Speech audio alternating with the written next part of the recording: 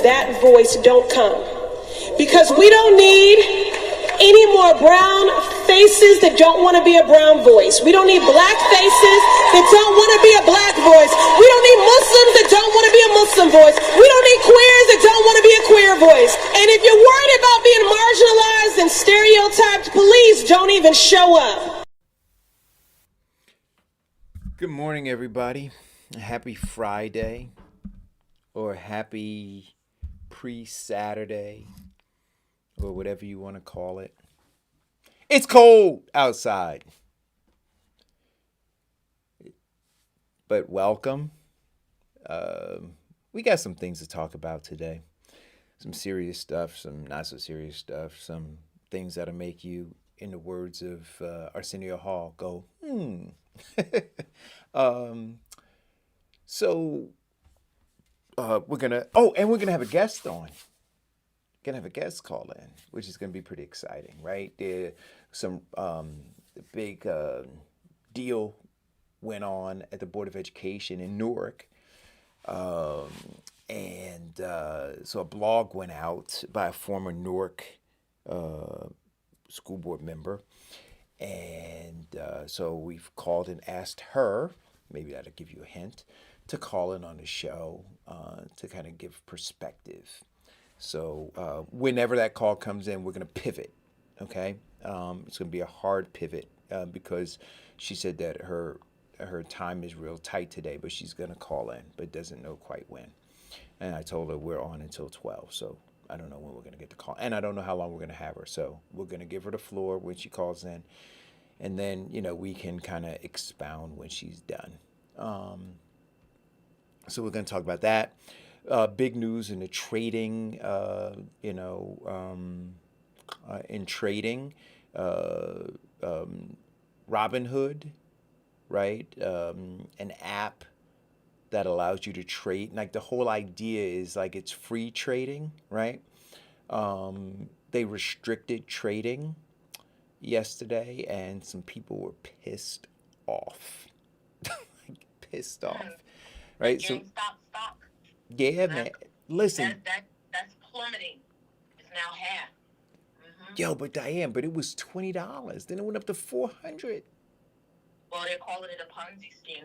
The government is now investigating. But okay, but I want to save that. Which is another thing. I got questions, but I'm gonna save those, right? Okay. But we're gonna talk about that.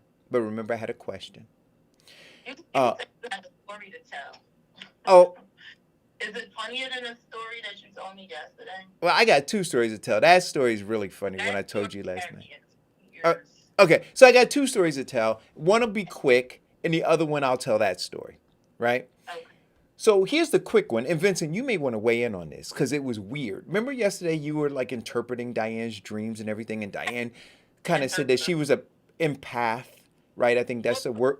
He did 3-0 now. Don't mess up his record now. No. So Diane said was an empath to some extent, right? She said that like she thinks about some things and then things happen, kind of whatever, right? So last night I was asleep. And, was getting ready to go in the bakery. I knew I had to get up at 12 o'clock. So I was a little restless. But I finally dozed off. And then, bam! I woke up at 10 o'clock. And for whatever reason, I started thinking about this guy who I hadn't seen in almost 20 years. And I was thinking about him in relation to my kids because when I was an art director, Andy was a photographer, and I had hired him to do a photo shoot for a series of books that we were working on. And my kids, I actually had, this is what you do, right? I hired my kids to be a part of the modeling pool, along with some other kids for the photo shoot. Anyway, I was like, man, I don't have those books anymore. I want to get in touch with, and I couldn't remember Andy's last name, but I'm like, I want to get in touch with him because I want to see if I can get these books, or get the photographs because they were adorable. Anyway, so now I'm thinking, trying to figure out his name, and then it started coming to me slowly. And so his name is Andy Washnick. So when I finally figured it out, I Googled him.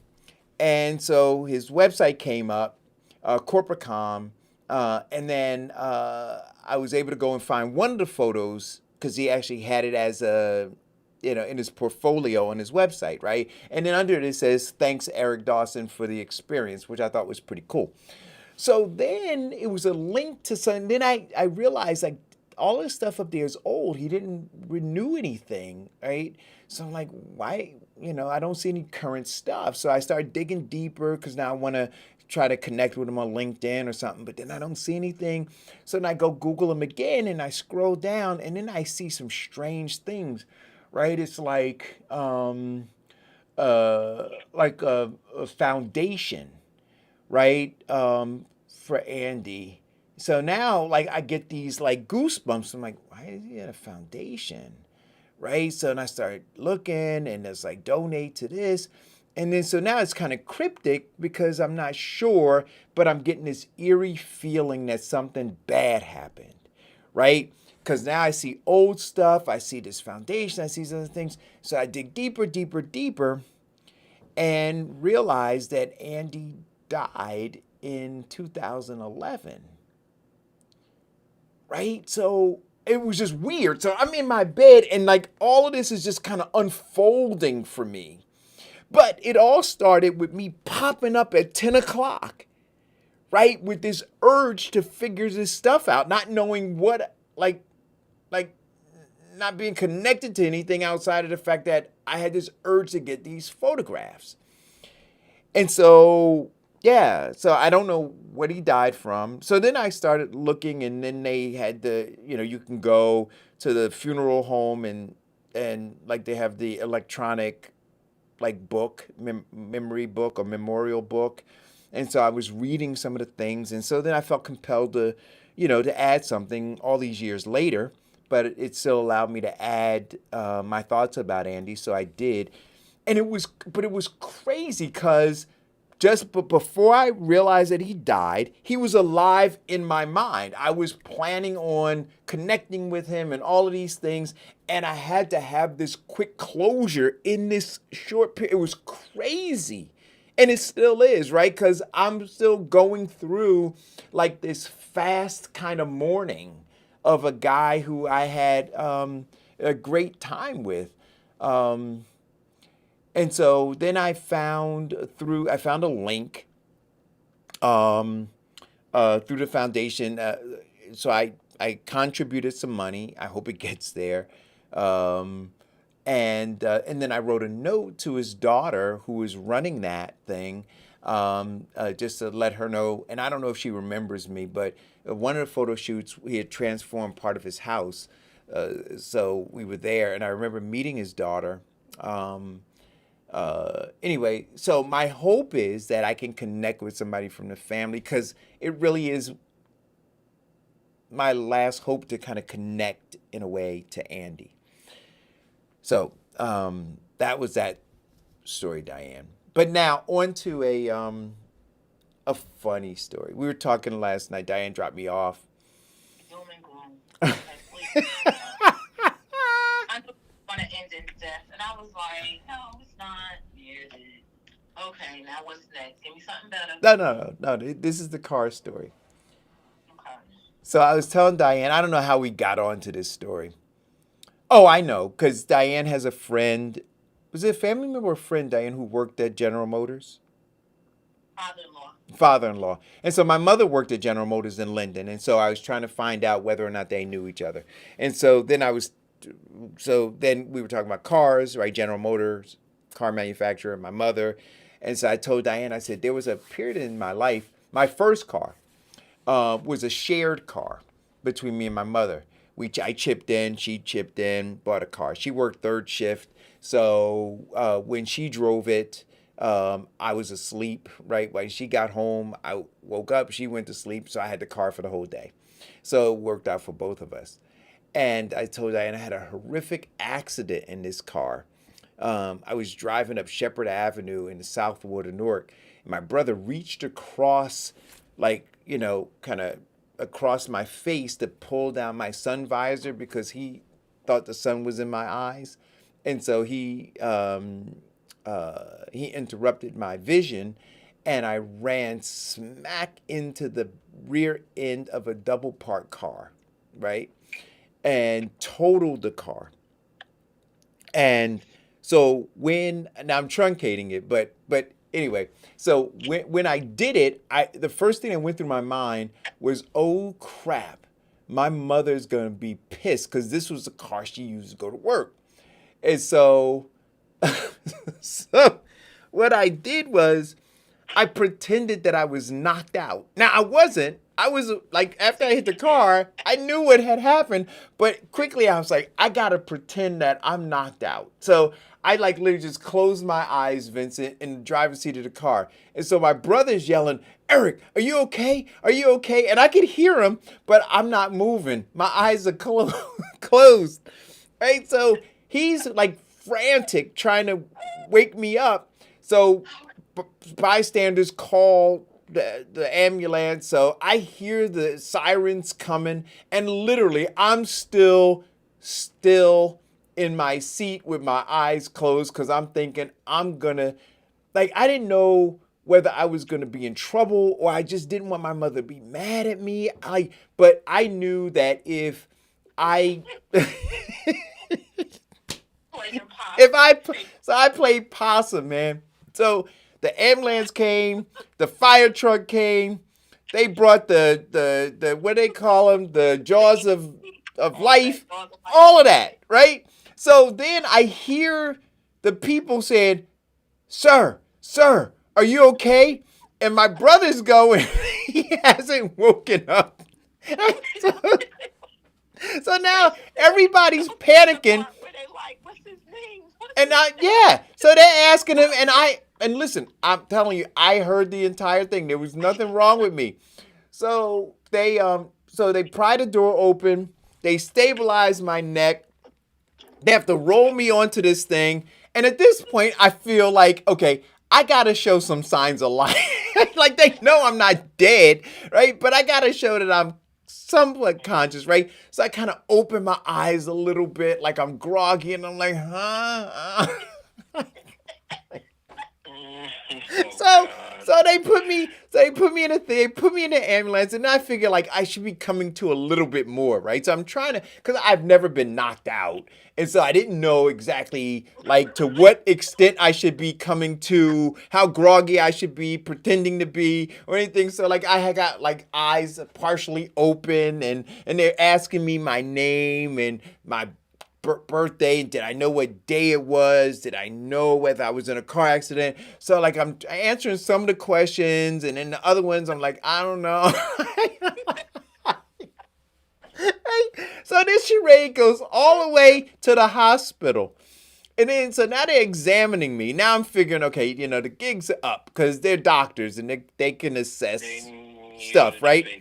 Right. So I'm like, I'm answering some questions. I'm still whatever. They're checking my vitals. They're doing whatever. And so I'm coming to more and more. And the doctors are pretty happy at, the rate with which I am responding to stuff. After a period of time, they conclude that everything is okay. I don't have a concussion. I don't have a whatever. So they release me. I walk out, and when I walk out, no, wait a minute. When I walk out, my whole family is in the waiting room, nervously awaiting the outcome of the results of whatever all the tests are. Right. So I see my mother, and I'm like, oh God. So then I pretend to faint. No, you doubled down. I doubled down on it. I'm like, I can't. So then my family they all get up and they rush to me. Oh, I can't. It was the fear of disappointing her, the fear of her just being, and so. Yeah, I couldn't face it. I just couldn't face, like, having totaled my mother's, car. Her means of getting to work to provide, So I was telling Diane this story last night. I'm like all the way to the end, man. But it was classic. Like the knees buckling, right? My eyes rolling back, Vincent. I mean, I could have won an award. Oh, God. And the winner for the Oscar of Most Dramatic Series would be The foolishness. So, and then Eric steps up. I'd like to thank all of the little Right. I like to thank all the little people.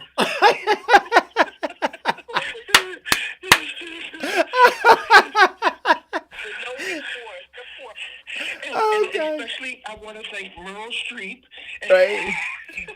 I'd like to thank the driver of the car. I'd like to thank my brother. I'd like- the- I'm sorry, guys.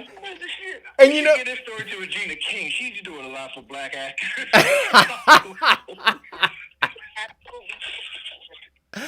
oh gosh. Oh, Eric Dixon says, "Damn shame."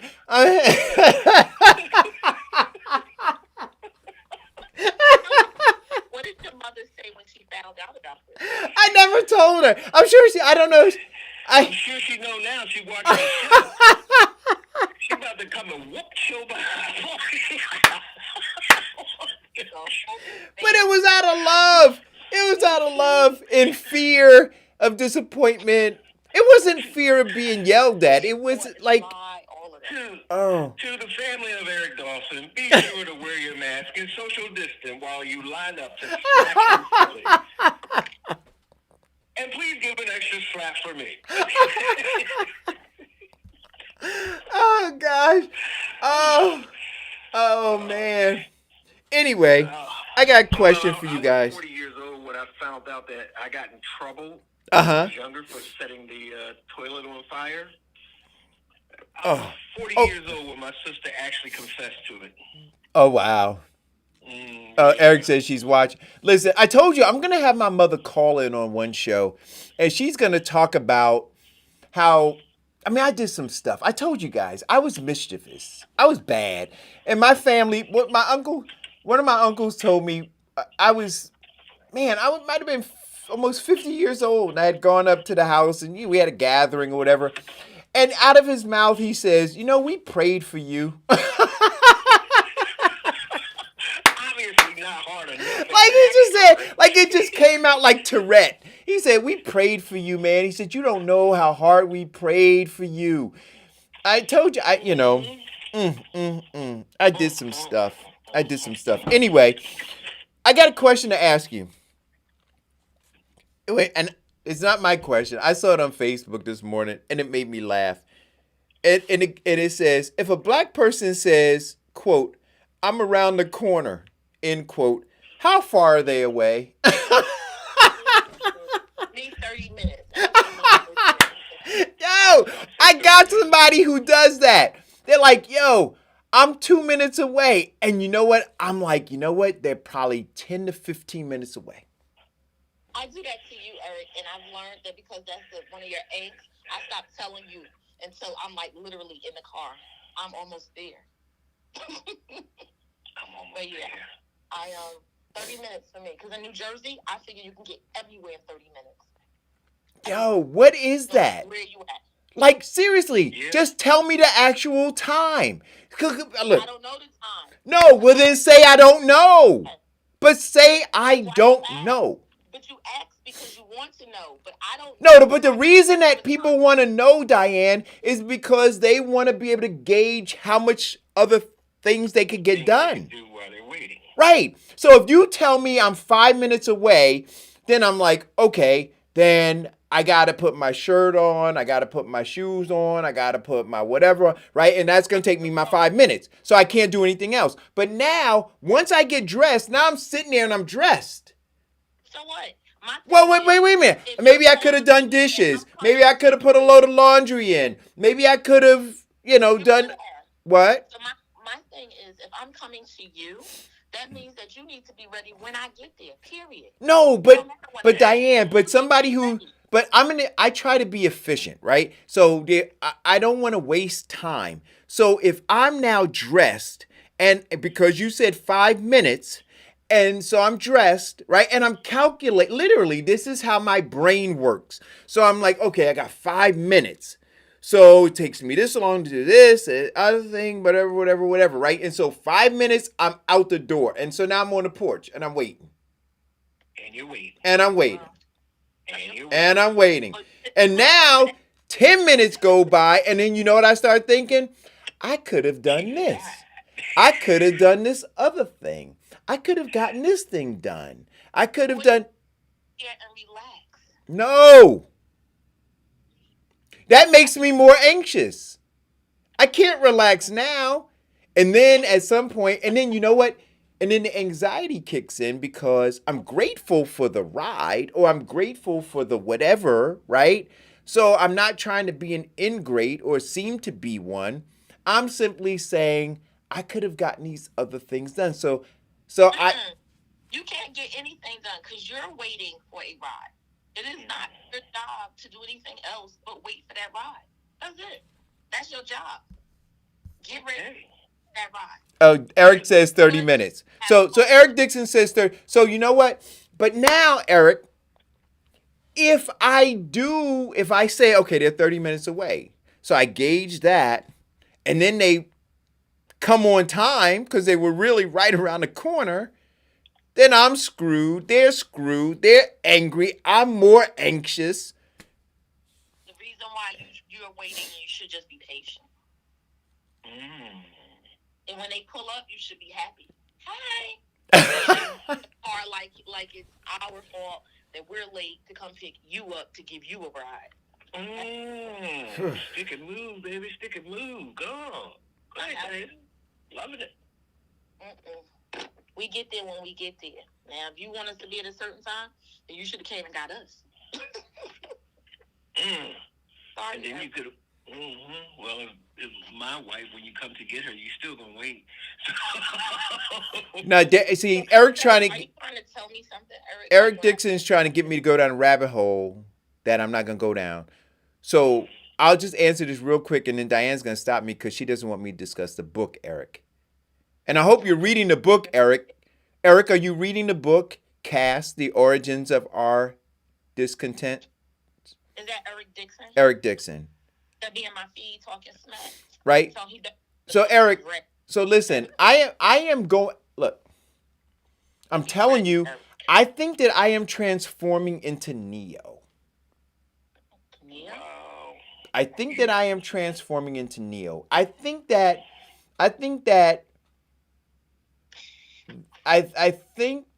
a what do you call it? Craziness? No. But no. I think that my computer was hacked, and I think that I'm being unplugged from the Matrix. I'm not quite on the Nebuchadnezzar yet. Oh, God. But I think that Morpheus is calling for me. I think the Trinity is calling for me. Well, it depends on what time the call comes in. You better be ready. Is it 30 minutes? How far away are y'all? I don't know. But y'all better get here before Agent Smith gets here. I'm telling you that. No. Anyway, Eric, I used to, and I burned seriously, much like bra burning, I burned a lot of shirts. I had all these shirts that said, I think I burned all of them. But I had a shirt. Remember Diana said African American?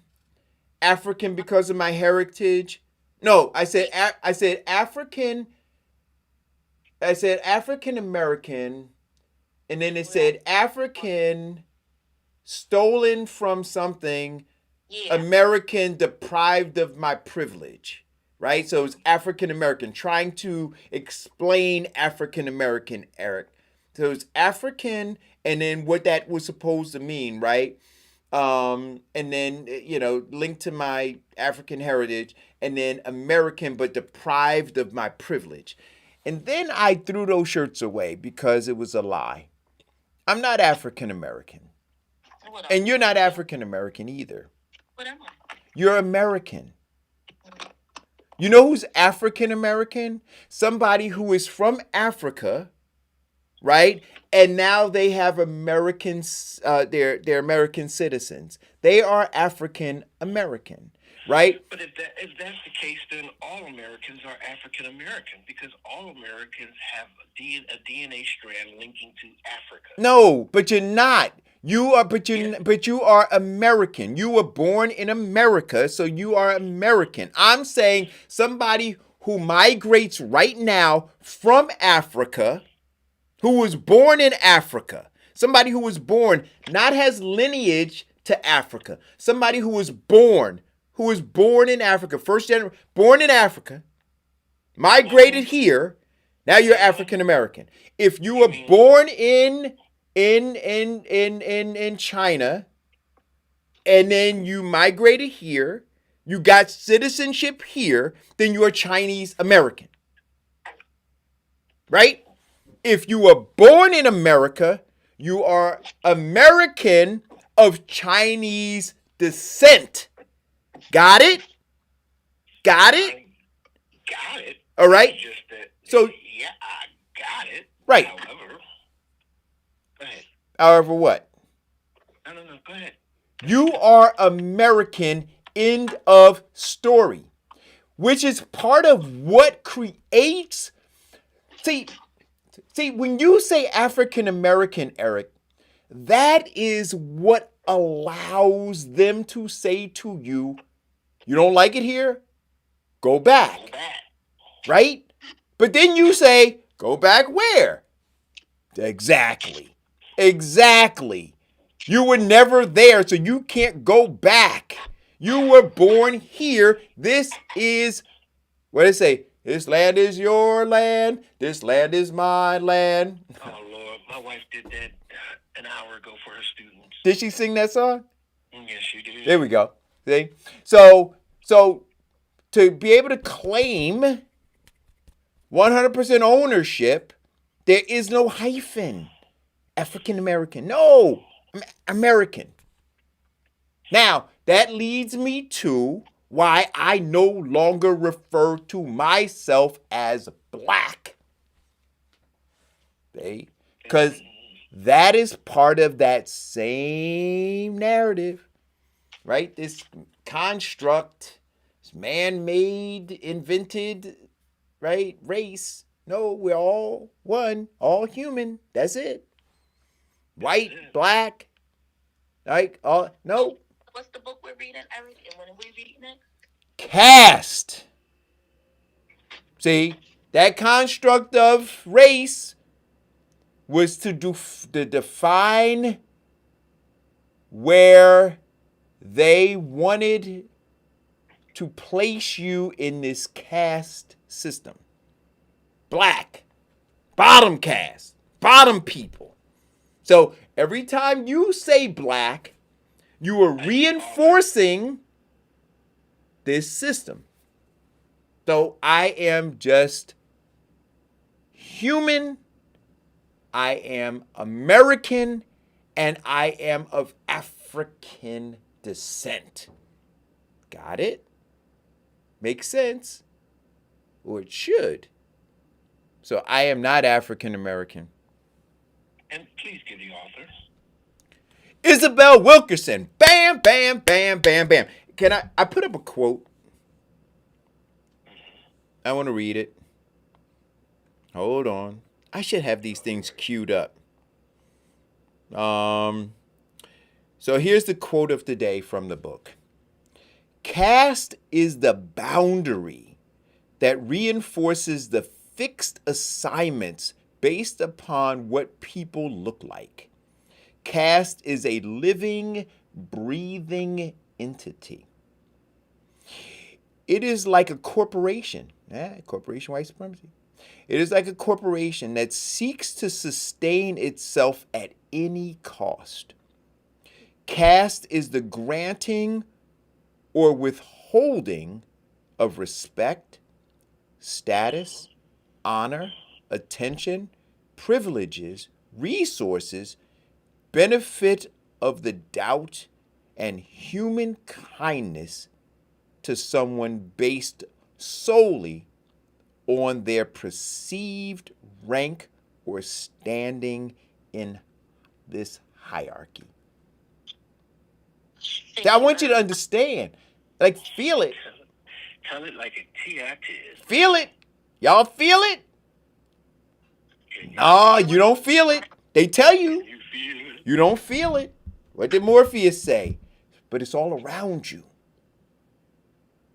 What's that quote? Find that quote from Morpheus, Vincent, if you wouldn't mind. If you Google it, the quote where Morpheus. If you just Google Morpheus, Matrix, Morpheus, describing the Matrix, it'll give you that quote. And I'm gonna tell you, when you read that quote, and then you understand cast, that is the Matrix. Okay. Ah, Let us begin. take the pill, guys. Nobody's taking no damn pill.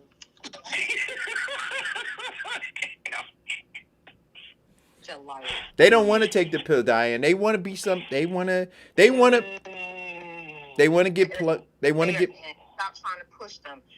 What did we talk about earlier today? Managing expectations. Keep focused.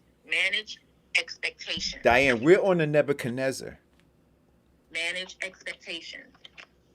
So did you hear? Hey, Diane, are you Trinity? Yo, remember the move that Trinity did in the Matrix? Oh God. That's what made me watch The Matrix. Yo, that was. Hey, listen. I could do that. Do that. Oh, I thought Trinity was hot until I saw a close up of her without makeup on. I'm not even gonna comment on that. Different. Okay. Real quick. Anywho, did you see that Miss Cicely Tyson passed away last I night? did, but wait a minute. I want to give the Queen her time. Did you find the quote from Morpheus, Vincent? Where does it begin with? Say it again. Where he describes the Matrix. He describes the Matrix to Neo. Neo. Yes. Let's see. All right. You can't find it? No, they got his quotes in best rank. Oh, wait a minute. Morpheus. P-H-I-U. More. I have a dream. Morpheus. The dream is going for me. Morpheus. E-U-S. I thought it was Okay, I-U-S. Let me go to Morpheus quotes. Neo quotes. Explains Morpheus quotes Neo. the Matrix. No, Morpheus explains the Matrix. I don't want to do the video though. Oh wait, how does Morpheus describe the Matrix? Here it is. Ready? Here's Morpheus. The Matrix is a system, Neo. That system is our enemy. But when you're inside, you look around. What do you see?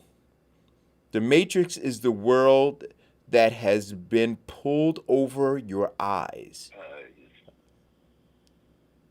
Right? It has been pulled over your eyes to blind you from the truth. Dang. They're blinding us now. Morpheus. If real is what you can feel, smell, taste, and see, then real is simply electrical signals interpreted by your brain. Throughout history, we have been dependent on machines to survive. Fate, it seems, is not without a sense of irony. Yeah. We are now reduced, and the machines survive off of us. We are plugged into the Matrix to be a power source for the machines. Wait, Morpheus says to Neo, what? You were a slave. I want to change that to not a slave. You were enslaved. Right?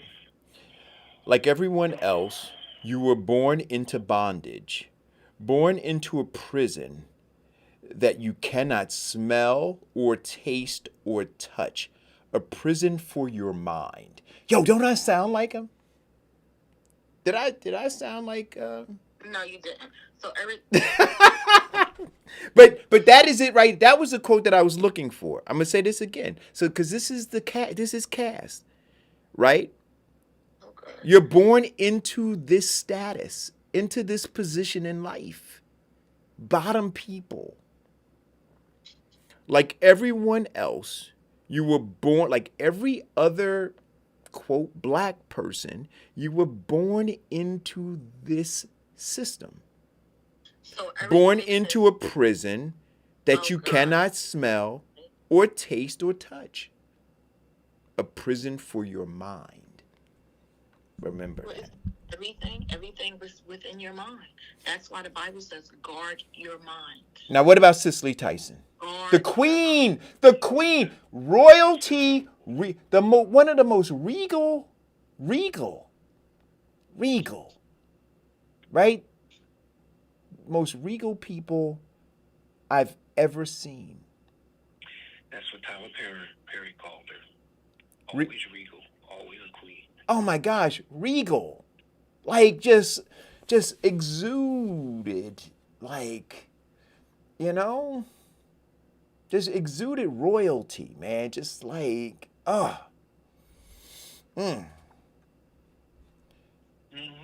Started out as a model at the age of 18. Oh, by the way, guess who was the best man at her wedding when she married Miles Davis? oh, Bill Cosby. ah. Mm. Yo, man, I tell my mother always said that there's a lid for every pot. And in terms of she and Miles Davis, Wasn't the right lid for that pot? no, it was. Okay.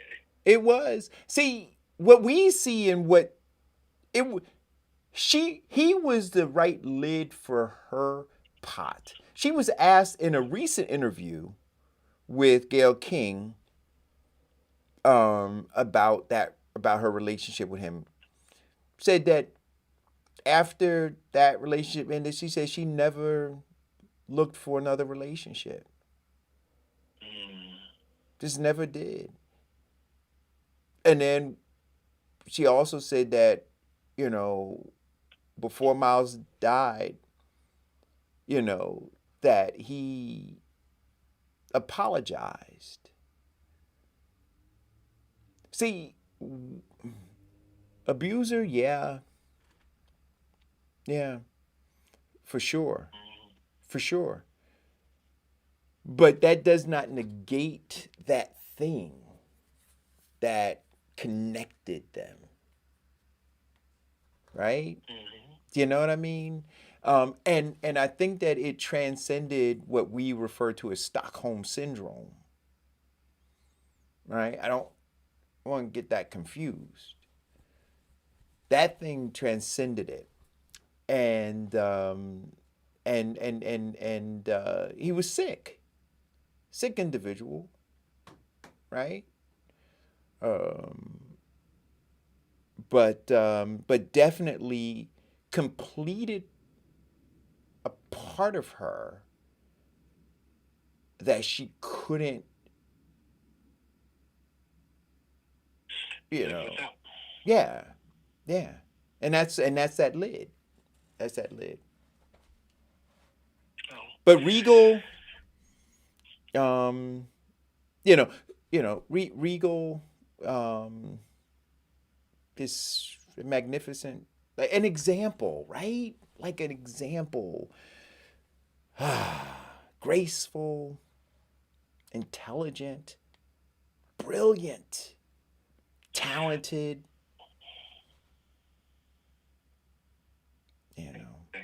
Growing up in public school,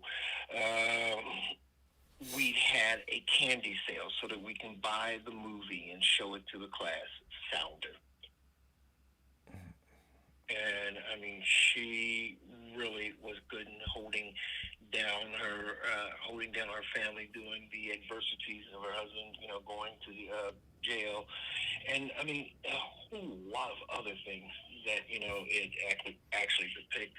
But I've always wondered, and then she was absolutely brilliant in the autobiography of Miss Jane Pittman.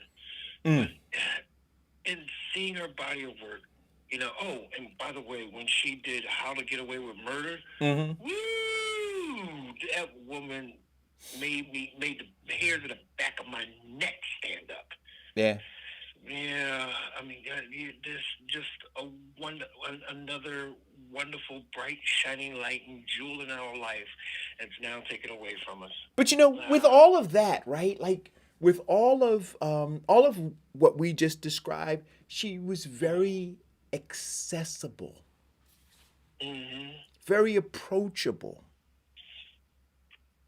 I was watching on Facebook friends of mine because in East Orange there's a school that's named after her, Mm-hmm. and friends of mine, had the opportunity to take pictures with her, and they've been posting the pictures that they have with her. And that's what I'm saying, just very approachable, very accessible. Yeah, Yeah. she is. Yeah. Yeah. Oh man. Yeah. Wow.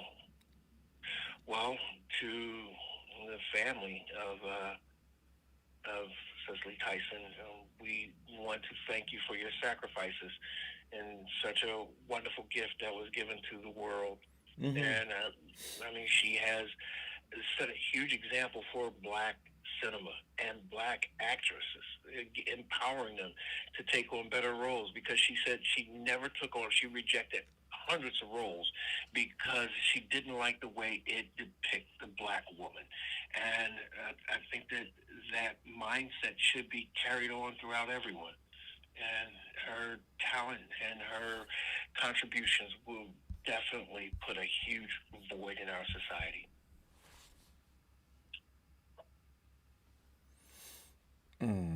Yeah. All right. So, thanks, Eric. Eric posted the other part of Morpheus's thing. It says the Matrix is everywhere. It is all around us, even now in this room, in this very room. You can see it when you look out of your window or when you turn on your television. You can feel it when you go to work, when you go to church, when you pay your taxes.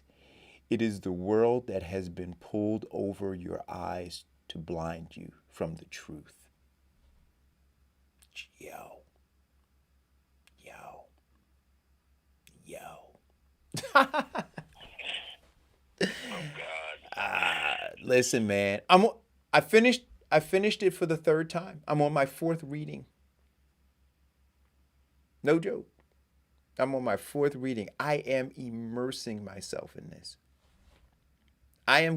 This is the pill. This is my pill. Not the pill. There's several. Okay. In the evolution of Eric. But this is a big one. This is a big one. It's a big one. Anyway, what else is going on? Oh, GameStop. I know I said I had a question for you about the who's going to go to jail? Whoever goes to jail. So everybody's complaining, right? Like it was a huge transfer of wealth that took place. Of course. Right? A massive transfer of wealth. Insider trading, people got rich, got wealthy. Who's going to go to jail? No one. Nobody. Or a lot of people. But see, the problem with this is the big uproar is not the fact of the massive transference of wealth, because that's done a lot, almost every day. The problem is not the simple fact that this stock has made a great deal of money and people are cashing out a lot wealthier. The problem with this is that the big boys, the 1%ers, were not involved in this movement. So now, being upset, they want to do everything to stop that from happening. Again, once you use the system and beat it, they move the goalpost. That's all it is. This is a bunch of people who had no money, who made a lot of money, and people who control the game are upset. That's all. So who's going to go to jail? They're going to find some scapegoat, some sacrificial lamb, somebody that they're going to put through federal because the FTC is investigating it now, putting that all into play. But yeah, but The money has yeah. been made, baby. The checks are being cashed as we speak. Oh yeah. Lamborghinis and Rolls Royces are being purchased at this very moment. Yes, sir, for cash. And people are now buying their dream home. Dude. Yeah, but it's part of the stock game. See, and the inside, quick history on stock and inside trading laws. Inside trading laws were written by the biggest violator of that law, Kennedy. Yeah. Kennedy was a master at going to a hotel, getting 3 phones, and boosting stock and on inside information, and then cashing out. Yo, did any of you guys have any stock? I will not confirm nor deny that question. I didn't.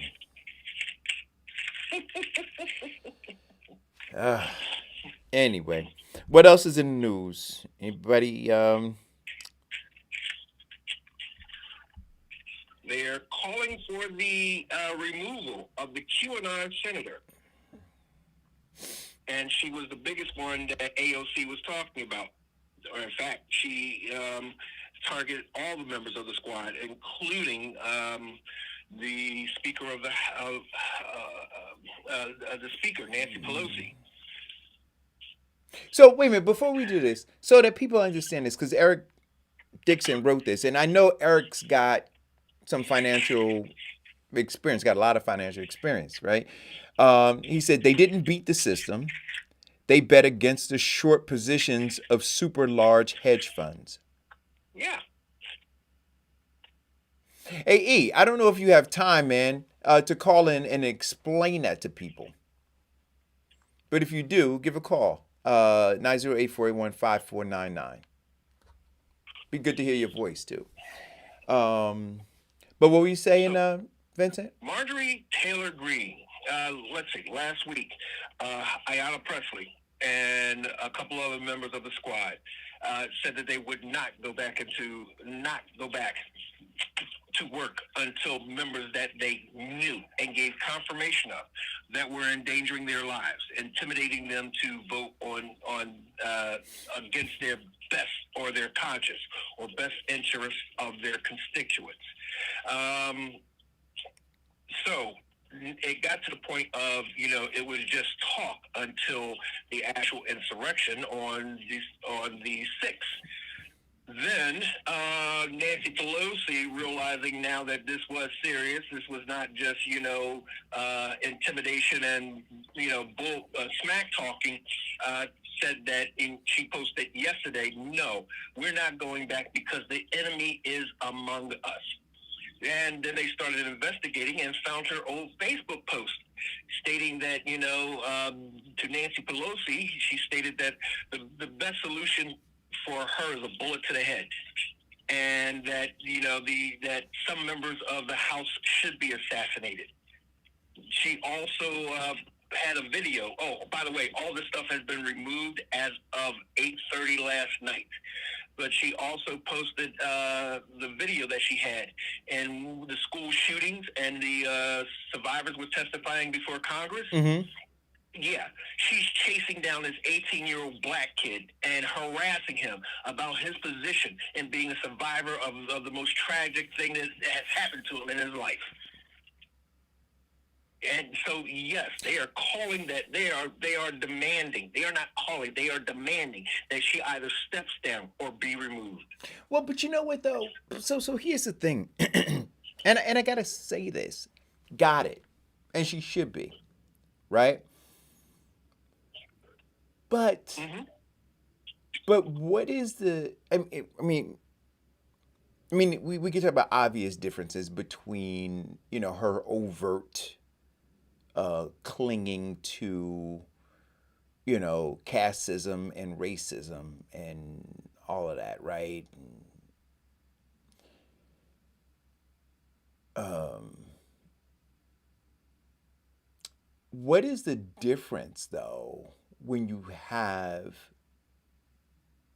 like these policies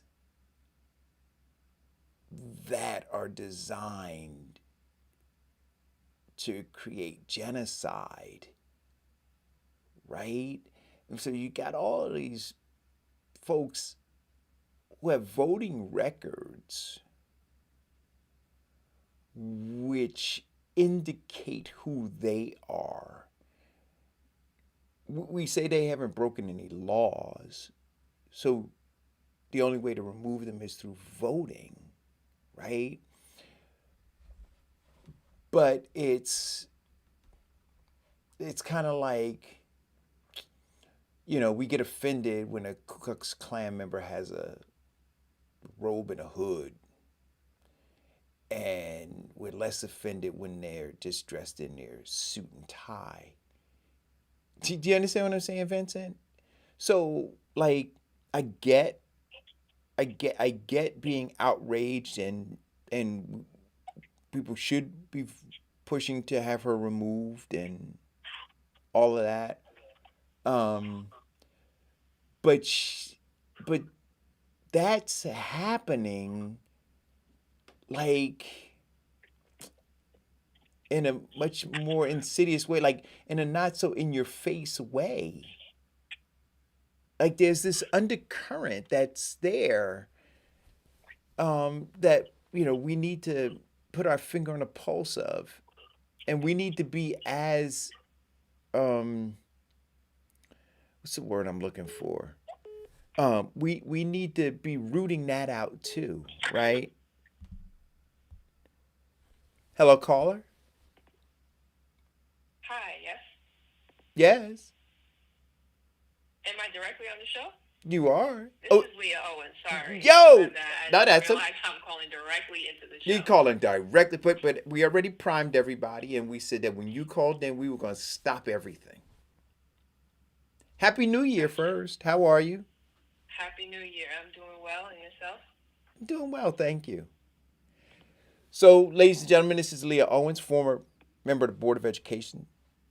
Um, Sorry, just real quick, just a little change. It's actually Dr. Leah Owens. oh, you know what? You know what? And I was gonna say, so I saw you. Yeah, I saw Leah Owens PhD, right? So I was gonna comment on that. So congrats. That's awesome, awesome, awesome. And so Thank you. Yeah, that was a long time coming. yeah, so Doc, what's up? That's awesome. That is awesome.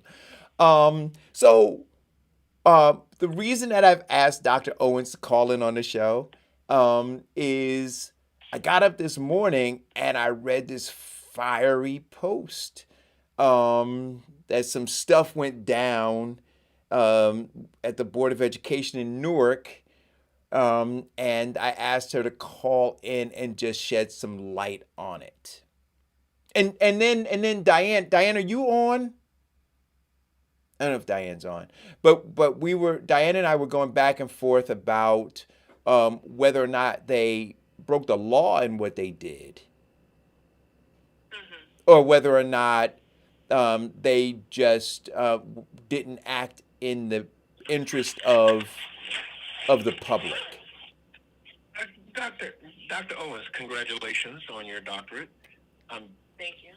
I'm sure your family, or although you say it's been a long time coming, I'm sure your family are very proud of your accomplishments. Okay. Yes, Could they are. could you explain, for those of us who aren't in the neighborhood or saw the post, in your opinion, what happened? Um, so, well, there were at least a couple of events that occurred at the Newark School Board meeting last night. I think the second one in terms of chronological time of the board president, Josephine Garcia, commenting, "Here comes the bullshit," as public participation was getting started, just was basically the icing on the cake to what had happened earlier in the meeting in terms of this undemocratic process that this school board has been implementing for a while now. Well, so that opening statement yep. definitely set the tone. Mm-hmm. Yeah, it's bigger. What's going on is bigger than any one individual person. I absolutely believe that she needs to be held accountable. I'm aware that there is actually a petition that started asking for her resignation, for her to step down from the board. And I mean, I know it's something that I've been thinking about since last night. You know, what does accountability look like? And to be quite honest, I haven't exactly landed on it yet. But resignation is something that I'm considering, calling for as well. But yeah, so it's bigger than one person, but she needs to be held accountable. And it's just some actions, behaviors that have continuously been exhibited in the past from her as board president in terms of how she interacts with the public.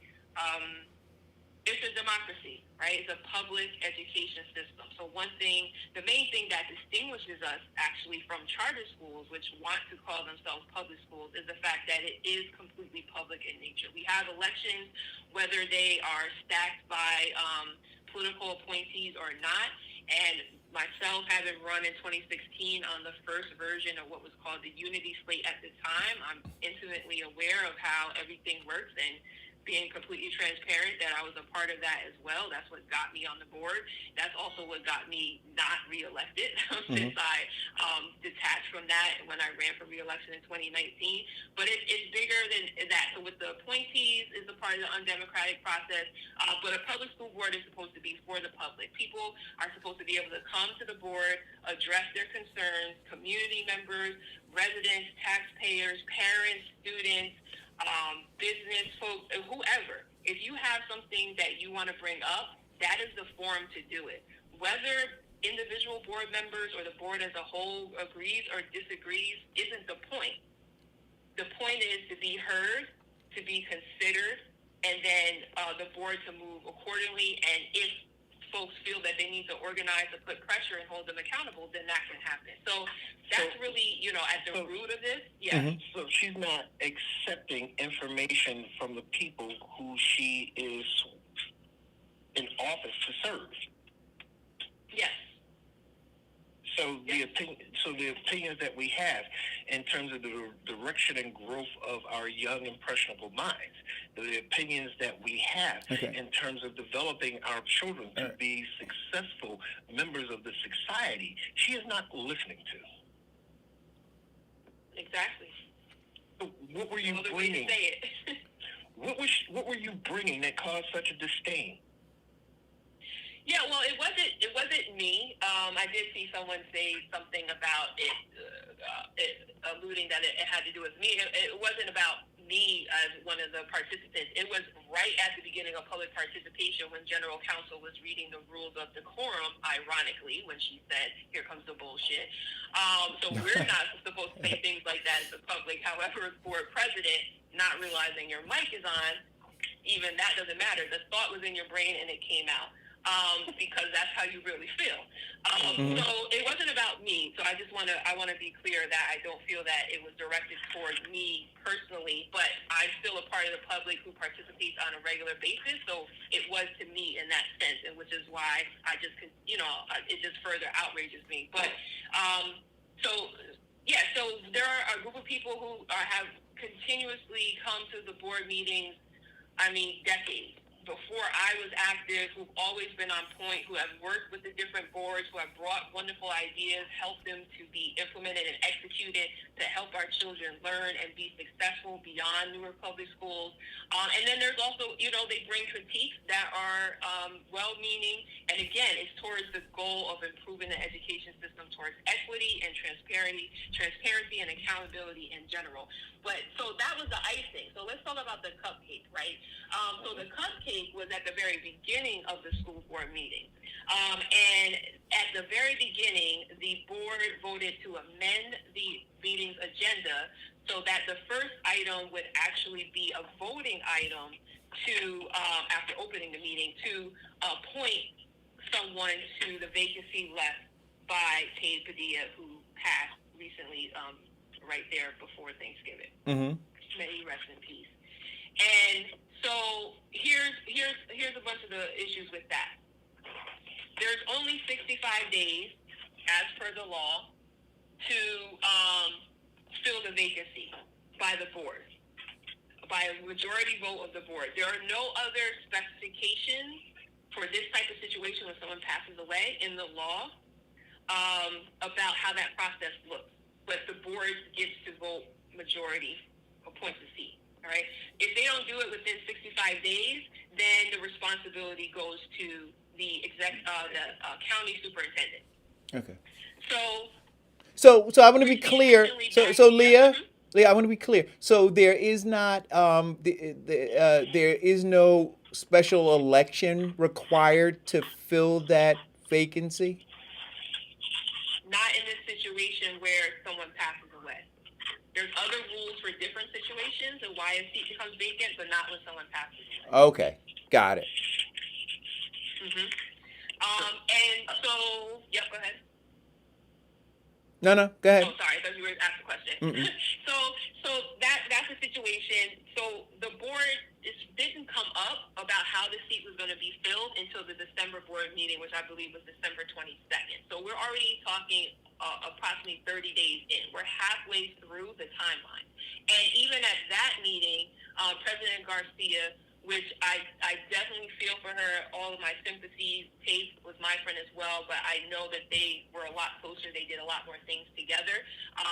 So, you know, in Newark civically. And so I can understand that she was feeling grief. You know, I don't wish that on anyone, that type of feeling. However, the seat doesn't belong to Tate Padilla, right? The seat belongs to really the children of Newark. Mm-hmm. And then by extension, the voters of Newark. So in my opinion, if she didn't feel that she could, you know, move forward with that process and figure out what is meant, she should have delegated to her vice chair, Dawn Haynes. Right? That's part of the reason of having kind of that partner, if you will. If there's something the president can't do, then the vice president can step in. So she was in her grief, as she expressed at the meeting, and didn't move forward. And now the board is in a position where they're already halfway through the timeline. It's like, oh, well, my thought was to have every committee to discuss it, so on and so forth. So when people continue, and I appreciate the board members who continue to follow up and ask questions, and it came to, I believe, December 29th was the 65th day, which is today. So you want to go through the committee meetings, which occurred last week. Then there was a retreat last week on Saturday, the 23rd. And then decide what to do. You don't even have time to create a process for people to apply if you decided to do that process. So it just, I don't know what happened. I have ideas, but I'm just going to stick to the facts right now. Mm-hmm. The board went into executive session at the retreat. They did not publicly talk about the process or what they learned in their committees in terms of the what they think they should do. They were also in executive session on Tuesday's business meeting. I don't know what the agenda was because that's not public information. But they did, when they came out, they did not say we've reached a decision. This is how we're going to fill the seat. There was talk of how this April's election, there will be 4 seats up for election because the person who was appointed, Verily Santana, last night will only serve through the reorganization meeting at the end of April. So these 3 months, right? So 4 people will run. 3 people will run regular 3-year terms, and people will run for the 1-year term. You can't run for both.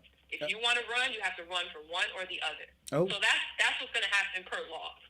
Well, okay. Mm-hmm. You are fundamentally correct in terms of the procedure. Now, I could be wrong, and please. Come on, Vincent, because she's got short time. Go ahead. I get the feeling that this stall technique means that they already have someone in mind for the position, and they're just going to pop it up on people, and it'll be too late for them to do anything about it. Well, I mean, that happened with the appointment last night. The new board member, Verily Santana, is in the seat for the next 3 months. I mean, it makes sense to have her run for the 1 year Right. term, right? Right. So all of the political power brokers who come together behind the Unity Slate, move Newark Forward. I forgot the exact name, what they switched it to. I mean, it makes sense to me that they're going to support all four folks, 3 for re-election, to their regular 3-year terms, and then Verily Santana to fill this 1-year term, and then next year she'll be up for re-election for a 3-year term, right? And maintain the power balance that has been created over the last 4 or 5 years now. Which does make sense to be, because you're appointed, not elected, so you shouldn't have the benefit of a 3-year term in which you were not proven by the people. Mm-hmm. So there's another question: should you be able to serve 3 months without being elected by the people? Right. But there is no, but like you said, there's no process right now, right, to govern how that works. So they got to pick how they wanted to do it. So you mentioned 2 ways in your post, 2 ways that you would have liked to have seen this process go. Can you outline what those 2 ways were?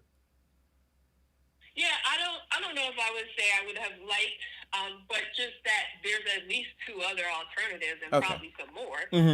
So one alternative democratic process could have been to solicit applications for those interested in filling this vacancy for the next 3 months, and for the board to deliberate over those applications and then to choose someone from the pool that applied. Another alternative could have been go ahead. That process still empowers nepotism. Potentially, yes. Of course. Yes, absolutely it does. It does. I mean, it's really probably maybe one step above what they did last night, but at least it would have been like a show. Let's get some political theater. I mean. Yeah, definitely political theater. So did you motion to change the actual laws which will allow this person to not fulfill a 3-year term and move them to a 1st-year term, or even just a position and have them run for either the 3-year or the 1 year? Well, I didn't exactly catch all that, but I think I was saying that that's what's going to happen now. So Verily Santana is only serving the next 3 months. She has to put in her petition probably by like beginning of March or end of February if she wants to run for this 1-year term that's left vacant by Tate Padilla. Okay. Yeah, she has to put her name in the hat. Yes. Yeah. So I think that would probably be a more viable solution, which could keep all of the drama out of the theater or the political theater. But have you considered rerunning yourself? It's not something that I've been thinking about, and it's the end of January. I mean, people need to be realistic about running a successful campaign, and then also just taking into account, our life in COVID right now. You have to be skilled at essentially social media. So that's not. I don't know if that is something that can be put together this quickly. I know that I am presently in my own pursuits. I just started my own business. Well, I actually started a couple of years ago, but I am officially self-employed. I work as an independent researcher and writer, a writing coach. I do copy editing, copywriting, and other policy analysis. So that is my focus right now. After finally, again, long time coming, completing my degree, and just putting it to work, particularly for the people. So that is really my primary focus right now. Running for the school board is not something I have to think about, but I have been actively participating by speaking. There was recently a curriculum review that had to do with the Amistad curriculum that the district is developing. I participated in that. So there's other ways to participate besides being on the board, and that's what I've been focusing on. But I also just want to point out that of that second alternative that you mentioned, I put in my post, would have been to go to the previous election, last April 2020, and solicit the folks who ran. So people who actually have a desire to sit on the board and made it known by taking the time to run. And maybe even just take the highest vote getter first and ask, which was Sheila Montague, right, and ask her if she would like the position. And if she doesn't, go to the next highest voter, and so on and so forth. I mean, that's just an alternative. Well, to me, that seemed to be, if it were the people's board, that's what they would have done, because the people clearly chose Sheila as one of the top vote getters, right? So she was the fourth highest vote getter, right, in that election. So the three were seated, and then she was the next highest vote getter. So to me, that if they were going to act in good faith, considering what the residents and voters in the city of Newark wanted, that would have been something that that would be something I'd push for. And so let me ask you a question. What is the process, Dr. Owens? I like that. In that the board has to go through in order to create a process that they would be governed by, God forbid this happens again, meaning a board member dies in office? I mean, it would be because shouldn't they do that, right? I mean, because like you said, there is nothing that governs them, so they get to just do what they did. But they should now look at this, one would think, and say, hey, we didn't have anything in place that governed how we should act. And so now we should try to codify, some sort of law or policy. Politically, it would die a slow death, because even if she introduced that bill and changing the bylaws or the governing bylaws of the board, it would still have to go through the process of the board reviewing it, bringing it to motion, voting, in which all of them are pretty much on the same page, because they seem to have a consensus. Well, but I understand that they were on the same page here, right? But the balance of power shifts, right? So you control the levers now, but you may not later. So, why not put something? But my question is, what is required in order to do that? Just an amendment, and I mean, just a vote, just somebody propose. It's what the brother was saying. I don't know who else is on the call, but it's what he was saying. It really would be that's the specific process. If we're talking about a specific process that the Newark Board of Education follows to the future, it would be a part of Newark Board's policy. I doubt that we would be able to. I mean, the other route is to go by law, or maybe some sort of regulation or code that comes out of law. But those are either going to be at the state or potentially the county level, and that would mean that would govern all of the school districts that would fall under, whether it's the state or county level. And because we are very much, especially here in New Jersey, we love our local control. I honestly don't see that sort of initiative passing, because folks wouldn't want that type of detail on the book. So, I mean, we've had different folks I'm connected to have had conversations with different officials, and they put out these types of examples of what could happen, but I haven't seen, nor were they given anything in writing that says the Newark Board of Education has to follow this specific process. So it's up to the board, the way that the law is written right now, and that's where we sit. Okay, so that's one of the issues, right? So that is what it is, and like you said, this is where we sit now. It was a power play that they made. and they control the levers of power, and so they were able to do that. But your biggest issue now is the response that the president of the Board of Education, President Garcia, had when she was told that they were moving to the public forum, right? And she just called it bullshit. That is now um, the thing that folks are pushing to ask her to resign over. So the other thing is pretty much water under the bridge now, right? It's happened, and this is the structure of the board. There will be an election in April.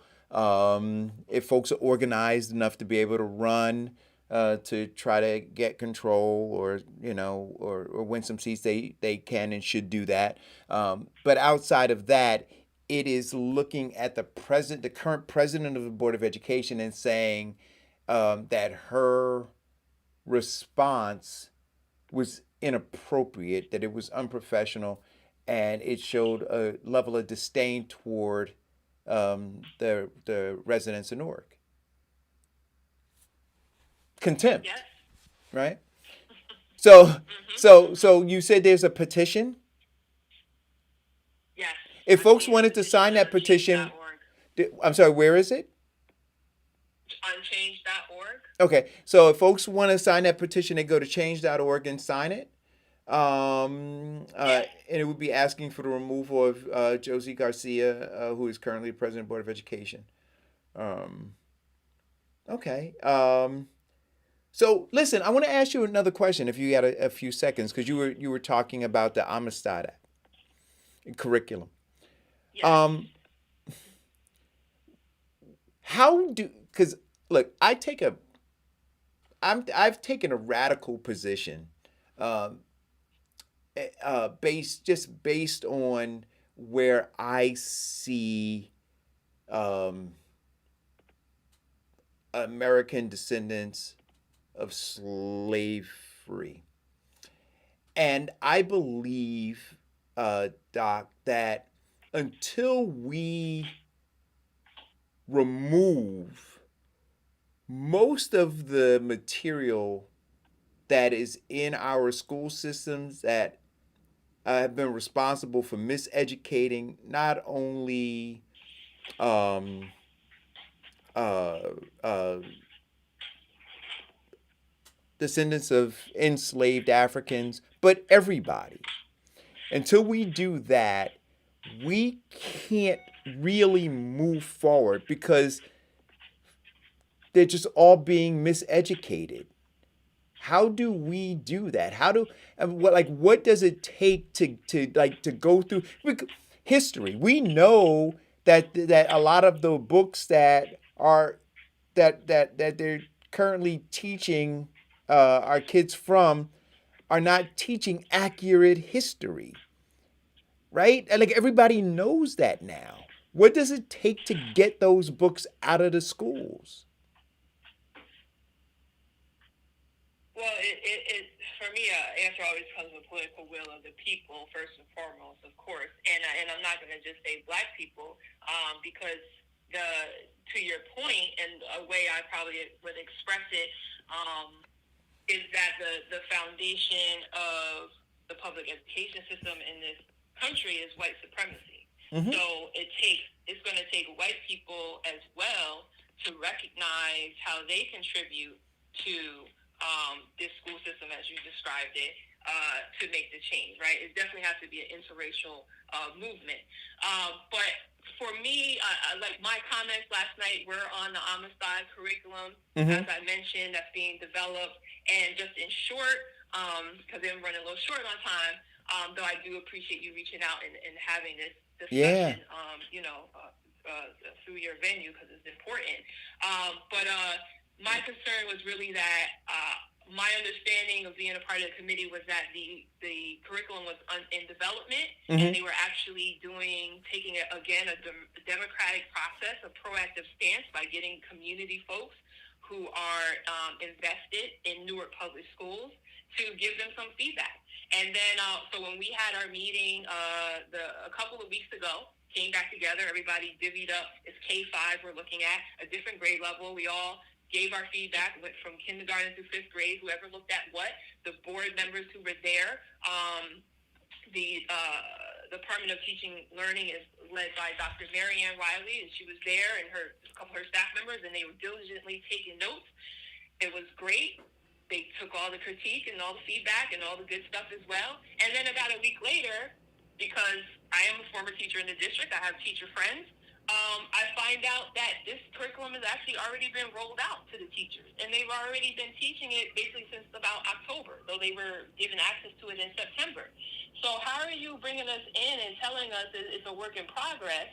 And then when we say it's a work in progress, because I know I gave that feedback as part of my critique, because just seeing numerous grammatical errors was just one thing. I'm an English teacher at heart. That's a pet peeve of mine. Mm-hmm. So, but I was like, it's all good. It's a work in progress, so I'm not worried about that. But just want to let you know, you don't correct me and tell me, oh, actually, some of this is already out there. You let it slide. So now I feel like you're lying, because there ain't no other word for that.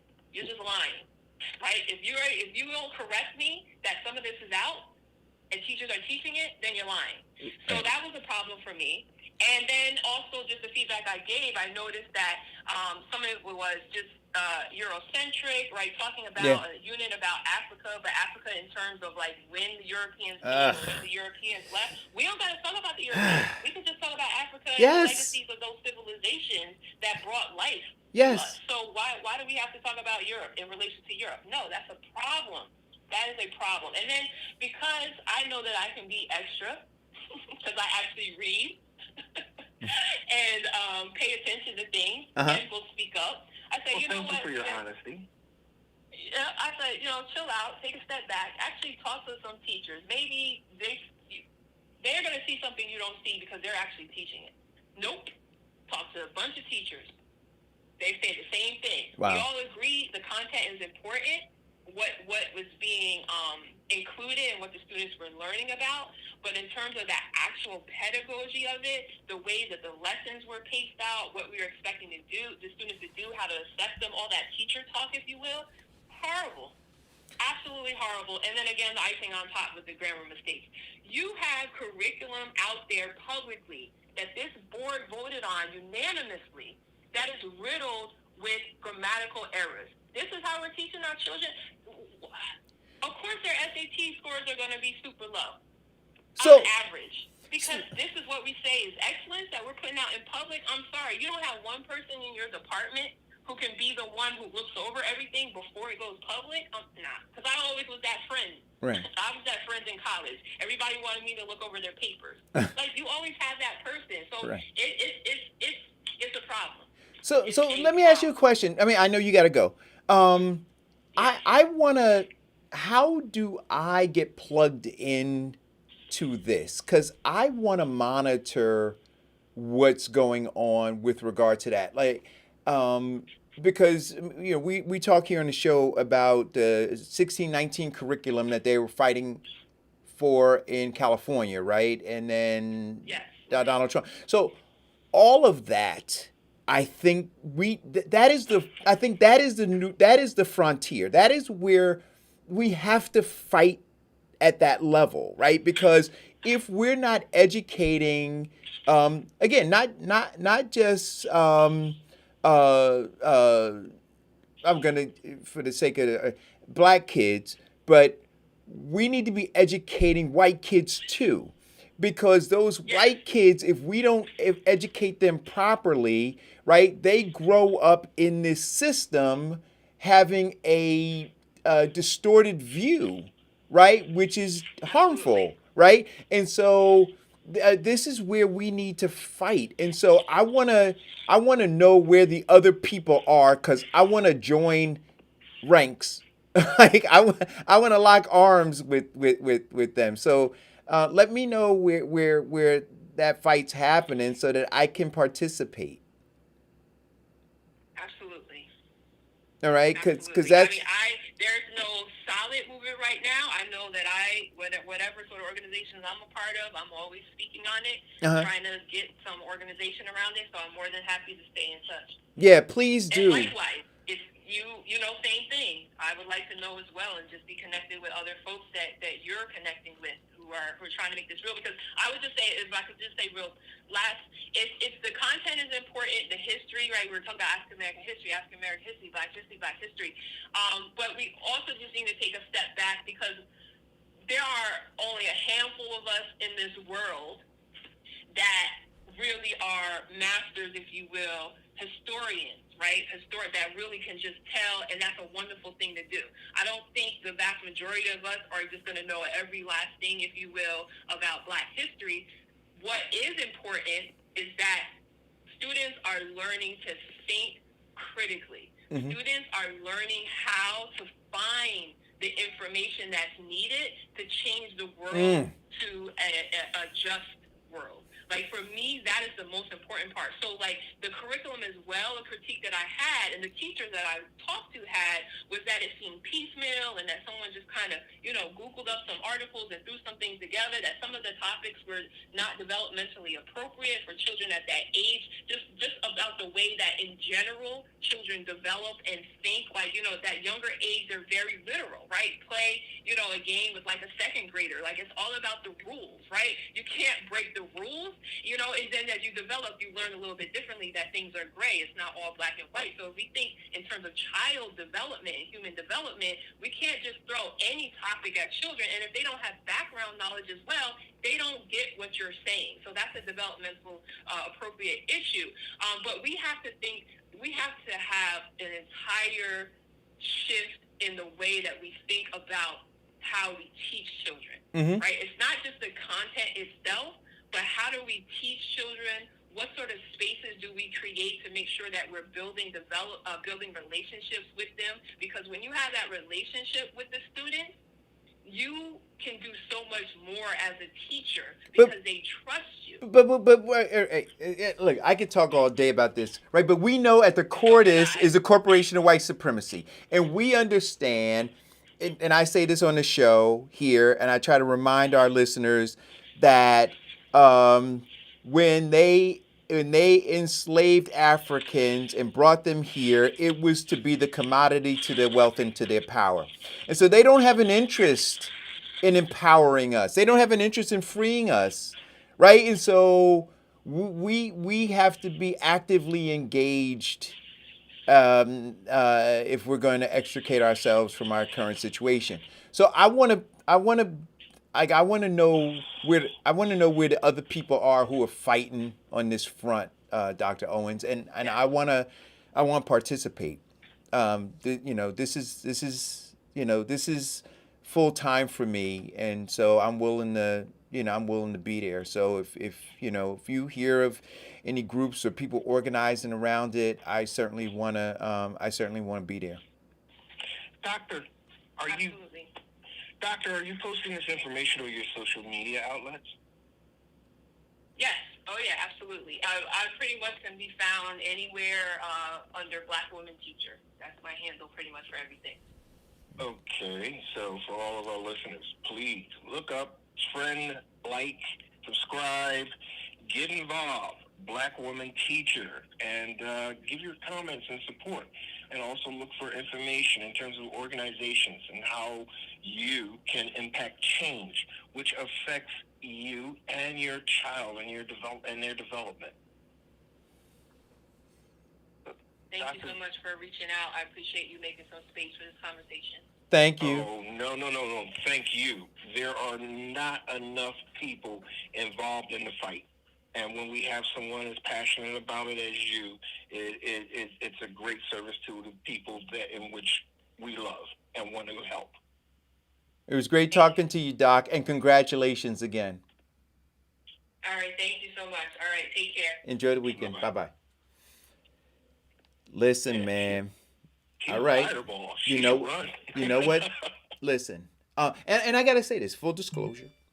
I remember when Dr. Owens ran on that political ticket. I was critical, right, of her. because. No. But listen, I was critical of her, um, uh, because I thought that that she was going to be like most are who run on these political tickets, just a mouthpiece for uh, the power structure, right?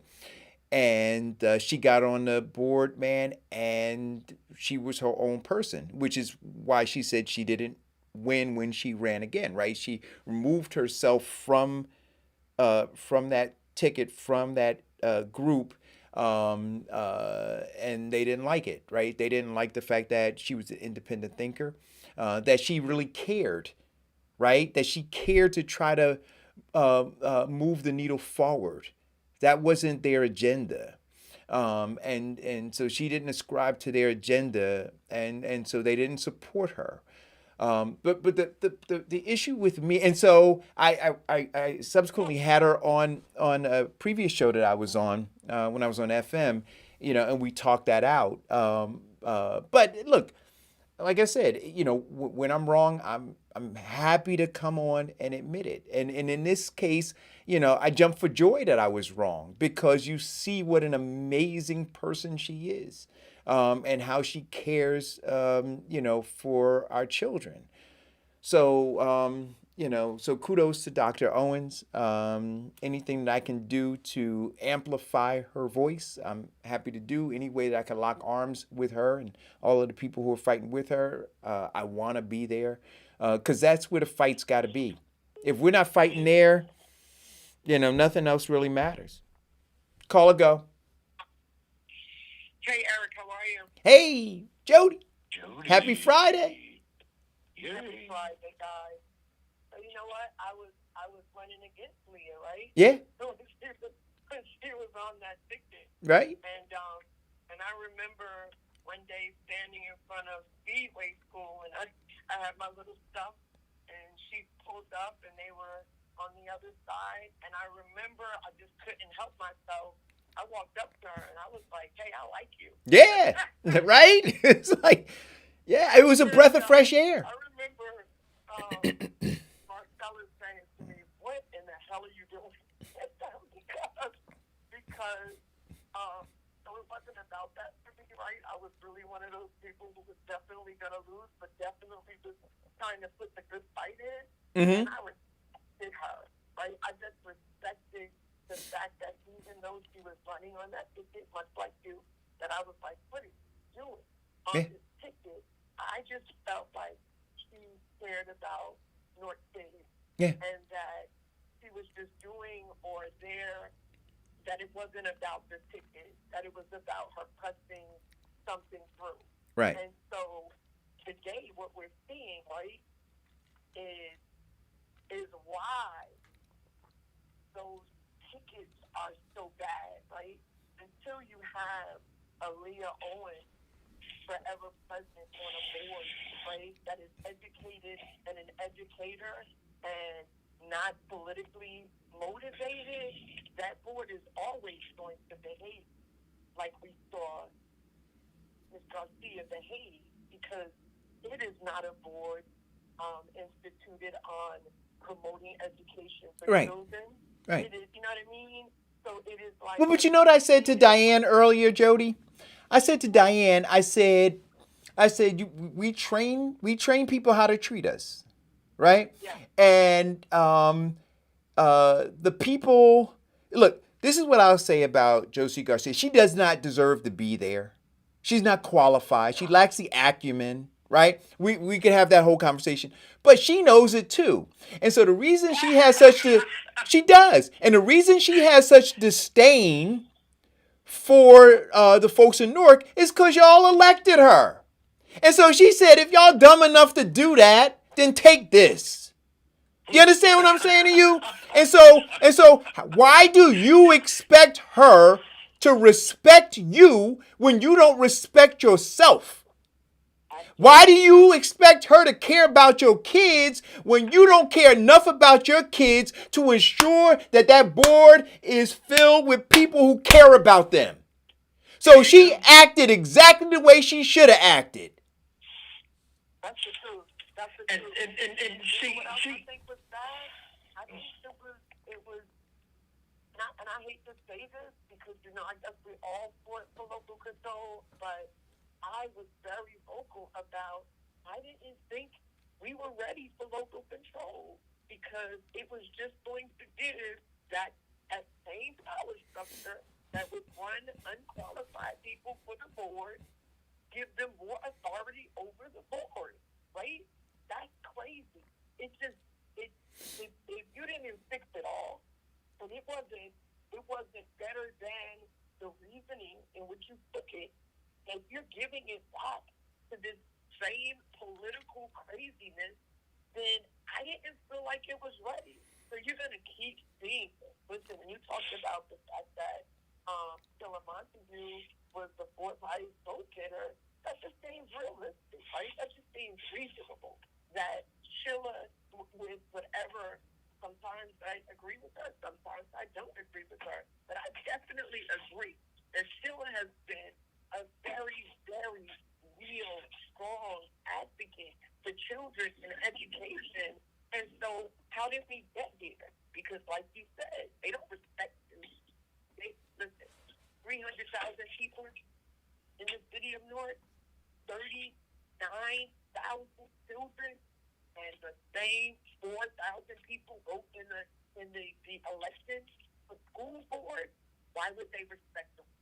That's Why right. would they respect who we are? Why would they respect the parents?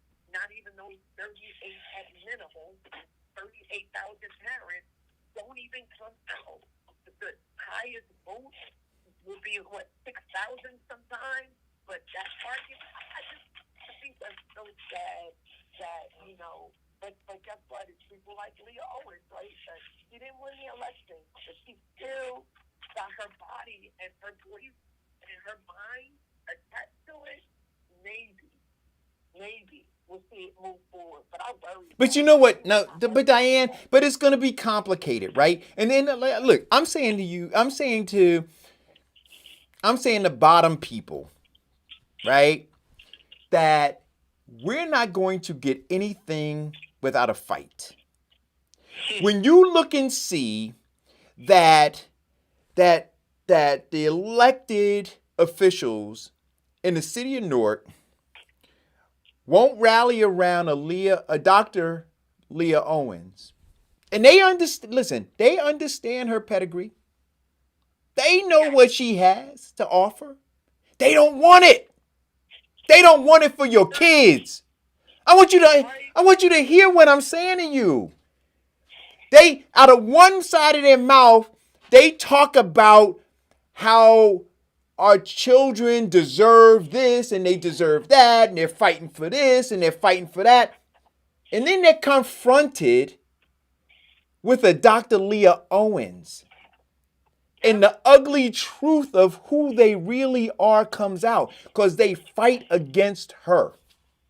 Well, the ugly truth that they're coming to realize is that they, in their best, they are still mediocre compared against someone who is working in the shadow or towards excellence. We don't want that. There's a reason why a bunch of non-qualified, mediocre people get elected. But according to the power or the corporation of white supremacy, when I got them who are mediocre, they do not excel above me or even to me. So yeah, they're going to rally against that. Because nobody, yeah. And then Jody, you were absolutely correct. And Eric, you too. And my father, and that confirms what my father used to tell me. If you're not man enough to fight for what you want, then you don't deserve it. Malcolm said that too. Malcolm said that too. He said they're not going to give you your freedom. If you're not man enough to stand up and fight for it, you don't deserve it. You don't deserve it. It's going to be a fight. It's got to be a fight. Oh, by the way, silent doesn't make it right. That theory of, get along, go along to get along, that doesn't work. That just gets you to lull into their team and their group. And I'm glad that she decided to step against those people who just wanted to be elected, because she was truly focused on gaining power. And then, I mean, look, the thing is, when I saw it, and look, I'm going to tell you this, but we got to watch out, right? Because even within this fight right now, Jody, where, and yeah, Ms. Garcia was inappropriate, right? On both fronts, right? One for calling it bullshit when the public may have something to say, right? Because she just doesn't feel as though they're deserving of her time. You arrogant prick, you. Right? But then, secondly, outside of that, with regard to her not acknowledging the will of the people, right, which would have been, a Sheila Montague. I fear that there'll be no recourse. Am I right? Right? There'll be no recourse. When I talked about at council, did the same thing on the county meeting. In a meeting, started talking Texas, and nothing happened. Right? Nothing's gonna happen. That's the tragedy in it. That without question, nothing is going to happen. And that's that disrespect we talk about, right? But y'all gave it to us. He doesn't belong there, but y'all dumb enough to do it. And we're going to keep moving forward. What is sad about it is all those children, they are the big victims. They just keep losing. Mm-hmm. That's to me. So wait a minute. Isn't this almost like isn't this in some ways like I could shoot somebody in the middle of the Fifth Avenue, and y'all will still support me? Right? Right? That same mentality, right? Tragic. See, just different words, but same sentiment. Right? This one grabs him by the genitals. This one says you're bullshit. Right? Yep. Right? Yep. No different. Yep. See, and that's why. Remember when and I said, look, y'all worried about what's going on 1600 Pennsylvania Avenue. Deal with what's going on in your own backyard. Y'all offended by that, but not offended by this. How's that happen? Right? Where is the outrage? Where's the outrage? Wait a minute. And not only the outrage by the public, right? Because we know the public is led by these politicians, right? Because they corral them around and they get them to do, even though they think they do stuff on their own, they're not, right? They're doing it because, but I'm waiting to see a post, and I went on some of the council members' posts, feeds, and said, nothing. Not a word. Not a word from John James. Not a word from Anibal. Not a word from Mama Crump. Not a word from Raz Baraka. Not a word. Not a word. They know. Okay, Eric, let me ask you this question. Those people in which you've called out not a word, are you really shocked? Oh, no. I'm not. I'm not. But I am required, right? Because to call them out, right? And then I hope, right, wish, right, that people would become outraged, that finally a light will go on that says, wait a minute. They were offended when that guy said this. They were offended when this person did that. why aren't they offended by this? So I'm Because you just, talked about it yesterday. Know why? Because they were told to be offended by what that's they absolutely got. right. That's absolutely right. Driven the investigation. And then that crazy? But isn't that, isn't, that is crazy, right? Because if Oh my God. if the mayor of Newark got a bullhorn right now and told them to be offended, they would be offended. But they really wouldn't be offended. They would just be doing what he said do. They wouldn't have any feelings of their own. And this is a scary part about this. They wouldn't, like, there would be nothing that would change internally with them. They would just say, he said do this. And then they would show up. If he said show up at the Board of Education with signs, they would show up at the sign with signs. Isn't Call, that the same concept as Trump telling all that's those people that's to absolutely storm the right. Capitol? That's absolutely right. Call or go.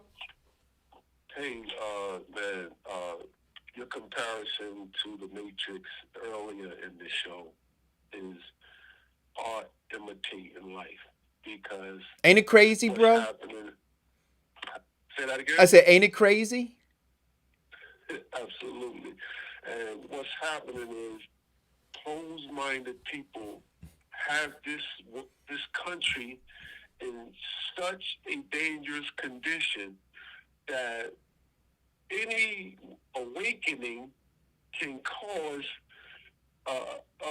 damage because, like, we're in this matrix and we see what's going on. We see the people are so closed-minded to I don't know the full story behind the school board situation. Now that you intrigued me on that, I'm going to look in to see what's going on. But any challenging of these people, that's her response is like, oh God, here comes the bullshit. And that's her having to wrap her consciousness around what people are saying, and she can't because her position is solely in self-serving nature, and the system. I'm not even gonna get into the book that you can read because that's going to be a conversation as well. But the system is so in a closed mind position, it will lead people, and they're leading people around by their nose. And we're in a situation we can't afford. Our kids can't afford to be under this tutelage. So when you like say, oh, okay, let me lock arms with this situation, that's what needs to happen. That's what needs to happen. But I'm not going to stay on long. Y'all guys are doing a great job today. Great interview, and I'm enjoying the show. Thank you, bro. Appreciate you. Stay safe. Be safe. Have a good weekend. Listen, man. Look, we are just walking around, man. Like, dude, it is scary. It is scary. You know, and it is it's frightening because you say, well, what is the outcome? What is the outcome of this? What's the end game? And the end game right now, I'm telling you, and we've talked about it on this show for a couple of years now. It's like, you know, bottom people just dig a ditch and jump in it. If we're not gonna like literally, like we have forfeited on all fronts. On all fronts. On all fronts. Here is my belief. We have been plugged into the matrix or lulled into a false sense of reality. And we've also been governed by a great deal of fear, which is one of the huge reasons we don't fight. The wonderful thing is that, let me go into that. So the wonderful thing is that now we are at the period of heightened awareness. And I'm praying that people decide to get out and fight, because people are starting to realize now, by not fighting, by being silent, by letting things happen, we are the sole cause of our own extinction. I disagree with you. So And I agree with Jody. There's no heightened awareness. They just did what they were told to do. Somebody told them to do this. Listen, do you understand that? Clyburn told them what to do. And then they did it. If he didn't tell them to do that, those people, what would they have done? Understand what I'm saying to you? And what Jody's saying to you? No, that you just had Mr. Smith just tell them what to do. They didn't operate on their own accord. That didn't happen. Listen, and then there's some other language, right? We're not plugged into the matrix. We were born into it. Born into it. Yeah, that's tragic. We were born into it. Look, the book Cast, The Origins of Our Discontent by Isabel Wilkerson. We're going to do our thing on February 11th. We're just going to unpack this thing. And it's not going to be a one-day thing. It can't be. But what I'm going to ask everybody to do is this. I know most of you have probably seen it. But after you read the book, watch The Matrix again. When you watch The Matrix after reading the book, you won't watch The Matrix as a movie anymore. You will see it as, you understand what I'm saying? You will see it as a revelation. As a revelation. You will see it as a revelation. We were born into this caste system. The Matrix. And when we're done with this, I'm telling you, it is going to be synonymous. When you say the Matrix, you'll understand that this is what it is.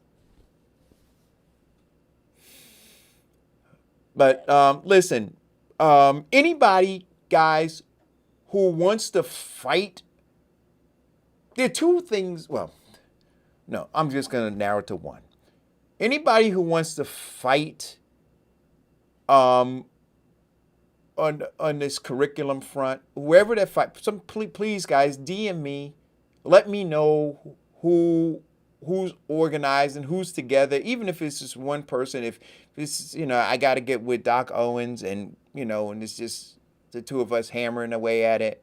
But if there are other people, let me know, because if it's not happening, that's the only key performance indicator for me. If it's not happening there, it ain't happening at all. Everything else is just an illusion. I hope people will fight against the board appointing someone that way as well. I don't know. I have no faith, right? I've lost all my faith on that we will move together as a body.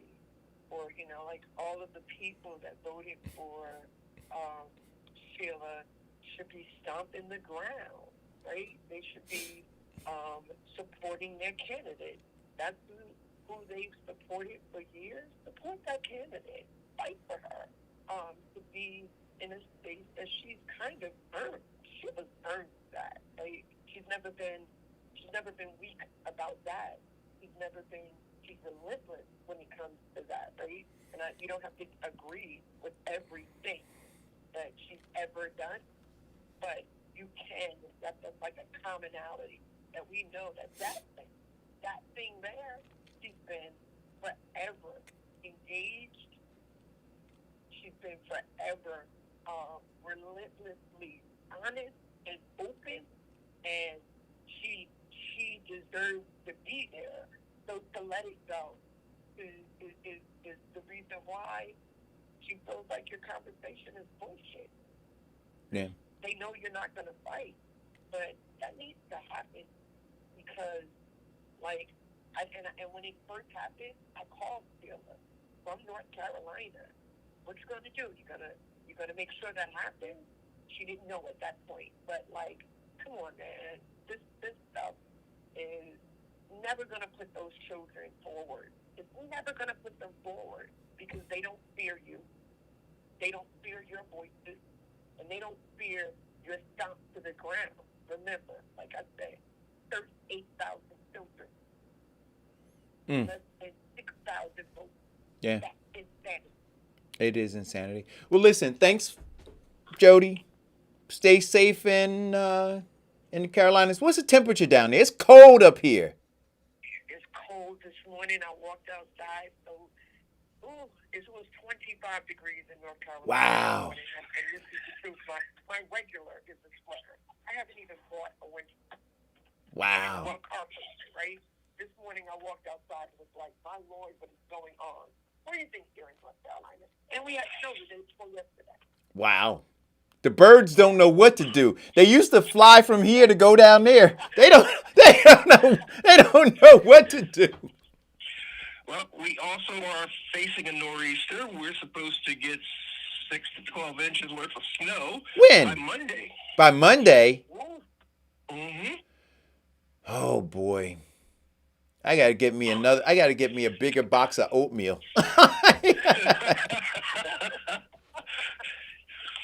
Listen, I love you all, and and look, I'm passionate about this. I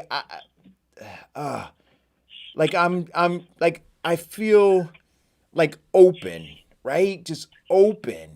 The information that I'm reading, the people I'm networking with,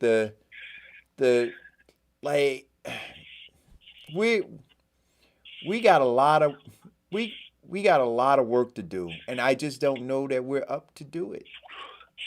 Well, Eric, I'm a firm believer in this period of enlightenment in which you said, no, they're just following the leaders. But you have to look at every day somebody gets unplugged from the matrix. And then, but you know what, though? But for every one person that gets unplugged, I fear to say 20 more get reinserted. I don't know about those numbers, but let's hope that the ones that are getting unplugged are starting to outnumber those who are plugged. So, all right. Well, listen, man. Keep hope alive, right, Vincent? Thank you, guys. Love you. Stay safe. You too, Jody. Stay safe. Continue to wear your mask. Wear your double mask now, they say. Keep socially distant. And then, hey, listen, if we're going to be in the Nor'easter, you know how they do. Get to the store because there's not going to be any water or bread. I don't know what the deal is with water and bread, but that's what goes first. So go get your water and bread before the shelves are empty. Love you.